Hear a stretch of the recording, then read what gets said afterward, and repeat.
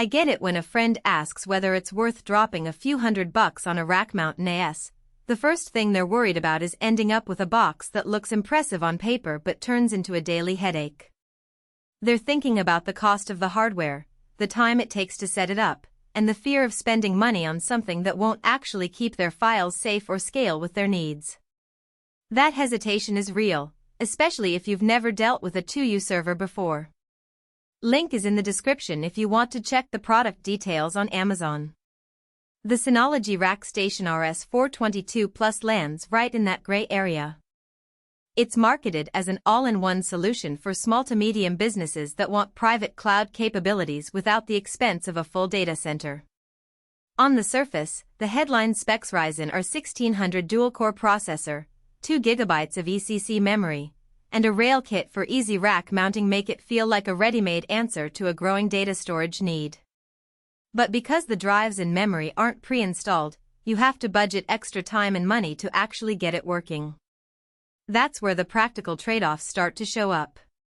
If you're the type of person who likes to have everything configured for you out of the box, the RS422 Plus might feel a little unfinished. The unit ships as a bare chassis with the CPU and a single memory slot already populated. You'll need to source up to 64 TB of HDDs, either a set of 4 TB or 8 TB drives to hit the advertised capacity, and then physically install them.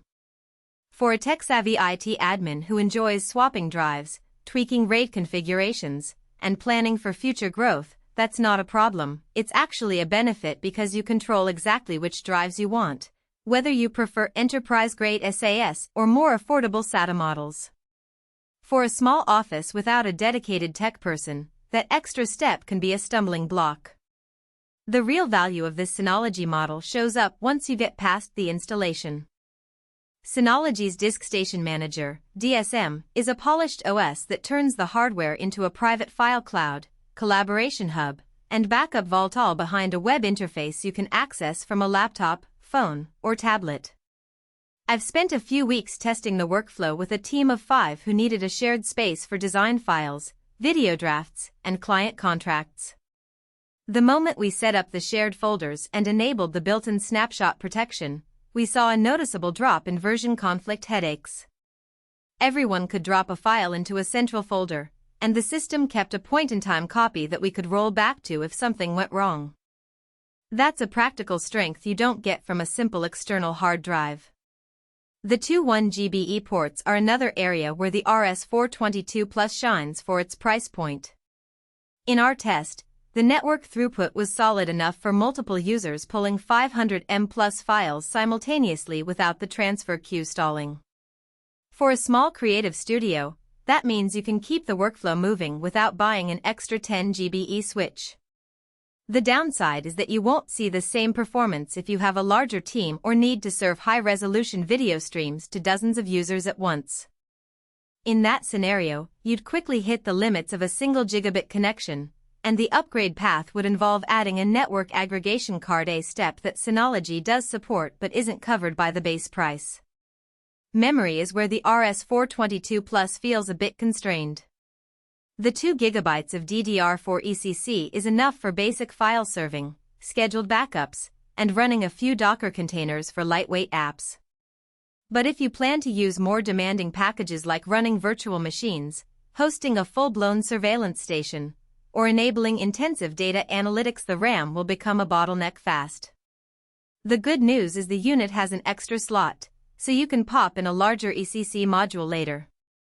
Just be aware that the cost of a 4 GB or 8 GB module adds to the overall expense, and you'll need to schedule a brief downtime to install it.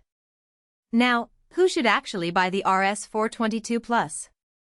If you're running a small business, a remote office, or a home lab where you need a dedicated, always-in storage server that you can control fully, especially when you care about data privacy, this is a solid entry point.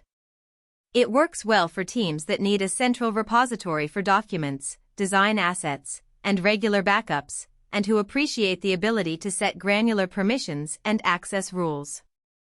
The built-in snapshot and replication features also make it a decent choice for disaster recovery, as you can push a copy to another Synology device or an off-site cloud service with just a few clicks.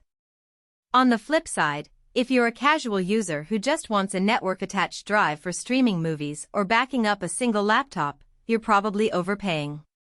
The rack mount form factor, the need to buy and install your own drives, and the relatively low base memory mean you'll spend more time and money than you'd need for a simple desktop-style NAS or a consumer-grade external SSD.